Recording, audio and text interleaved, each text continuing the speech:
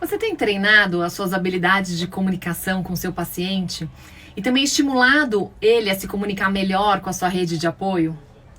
Você sabia que isso pode fazer a diferença no seu plano de tratamento e na mudança de comportamento alimentar do seu paciente? Eu sou a Samantha Macedo, uma das idealizadoras do Instituto de Nutrição Comportamental, e eu vim hoje falar com vocês sobre a comunicação não violenta e como ela pode ajudar o nutricionista nesse processo. Como vocês sabem, uma das missões do Instituto de Nutrição Comportamental é também tornar a comunicação mais positiva, inclusiva e gentil. E a comunicação não violenta, ela foi desenvolvida e cunhada pelo psicólogo americano Rosenberg Marshall e que tem no seu legado a solução de muitos conflitos, inclusive de guerras. E fazendo uma analogia, exatamente esse espírito de conflito e guerra com o corpo, ou com peso e com a comida, que muitas pessoas chegam no consultório dos nutricionistas hoje em dia. E em algumas situações até com resistência ao tratamento. Bom, vamos entender como é que a comunicação não violenta pode te ajudar e ajudá-los a resolver isso. Porque a ideia é se libertar dessas regras rígidas. A CNV é uma forma de enxergar o mundo de uma forma mais compassiva, percebendo-se a si e ao outro. E ela se apoia em 4 pilares ou 4 etapas. Conforme eu for falando, eu queria sugerir que você faça uma análise de um diálogo que você teve com um paciente mais difícil, ou de como essa estrutura de 4 etapas pode ajudar aquele paciente que tem dificuldade para falar com alguém com quem ele convive diariamente sobre as questões alimentares ou qualquer outro assunto difícil que interfira na alimentação dele. Vamos lá?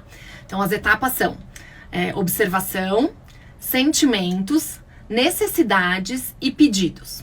Então, a primeira é a observação, é a gente observar o julgamento, porque somos julgadores o tempo todo, a gente olha para as pessoas, rotula, para a CNV, a observação tem que ser com empatia, sem julgamento, porque a motivação para agir é a compaixão, e não o medo, a culpa, a vergonha ou alguma ameaça. Então, a comunicação entre o nutricionista e o paciente tem que ser leve e transparente. Vale uma análise de como você está fazendo isso.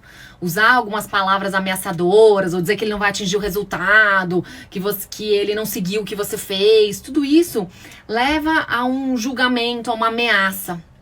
E da mesma forma que a comunicação dos pacientes em casa, a gente também pode ajudá-lo a se expressar melhor sobre o que ele o que ele sente, sem nenhuma crítica ou análise externa que insinue que o que ele está sentindo, enfim, é errado e que isso pode promover brigas, uma certa reação, né? Se comunicando com clareza, sem colocar a culpa no outro, trazendo à tona o que realmente é melhor para ele naquele momento. E apresentando essa informação como um pedido e não como uma exigência. Então é bem provável que todos os combinados que você fez com o seu paciente, os acordos, eles ganhem maior suporte em casa quando essa comunicação vai se tornar mais transparente e leve. Então vamos experimentar? Primeiro nós, com nós mesmos, depois com o paciente e ele com a sua rede de apoio. E se a gente conseguir observar esse julgamento, já é um primeiro passo, para poder diferenciar o que é o julgamento do que é o sentimento que gerou para você achar isso dela, né? A pessoa gerou em você. Que é a etapa 2, que é o sentimento que essa situação causa. É preciso diferenciar o que é o sentimento de uma ação provocada por um sentimento. Se você tem vontade de falar umas verdades para o paciente que te desafiou ou ele te desrespeitou, é porque você está se sentindo frustrado, bravo, furioso. E falar sobre o que a gente sente e não sobre o que a gente pensa ou sobre as ações é muito importante. No processo de tratamento com abordagem de nutrição comportamental, a gente tem que estimular o paciente a identificar os sentimentos e falar sobre eles. Porque é muito comum a gente ser julgado pela ação, por ter comido isso ou aquilo.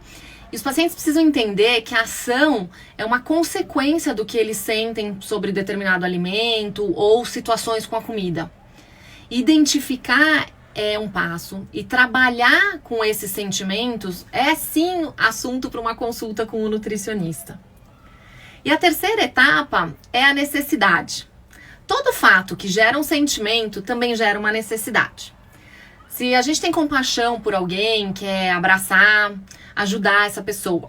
Se você foi grosseiro, né, você fica triste, frustrado e você quer conversar sobre isso. Então, entre nós e o paciente, se a gente sente um desconforto, a gente tem que ter a necessidade de falar sobre isso. Passar por cima pode atrapalhar o vínculo, a confiança, que são as bases para a mudança. E ao mesmo tempo, o paciente precisa identificar seus sentimentos e as necessidades que ele tem na relação com o nutricionista ou com a sua rede de apoio em casa. E isso leva à última etapa, que é o pedido. É a partir da necessidade que eu senti, eu faço um pedido para as pessoas envolvidas. Se alguém me maltratou, eu falo do meu incômodo e da necessidade de ter bons relacionamentos. Se o paciente foi indelicado e a resistência dele foi desrespeitosa ou ele desconfiou da abordagem que você utilizou, você pode conversar, questionar o que fez ele pensar, né, sobre por que ele pensou desse jeito e pedir para você explicar o porquê que você trabalha assim. Então você pede para a pessoa te tratar com respeito e empatia da mesma forma que você a trata. E o processo é igual com a rede de apoio do paciente. A gente precisa orientá-los a falar e fazer os seus pedidos ao invés de ser reativo, e enfrentar com base em fatos, né? Revisando a partir da observação, sem julgamentos, identificando os sentimentos que geram necessidades e que precisam ser comunicados por um pedido. Então vamos praticar? Com a comunicação não violenta, as pessoas ficam mais assertivas e autênticas na hora de expressar seus sentimentos. Elas vão direto ao ponto, mas de uma forma calma. E isso pode ajudar muito na relação do paciente com o nutricionista. E como a gente já falou lá no começo, ajuda também no processo de mudança de comportamento alimentar.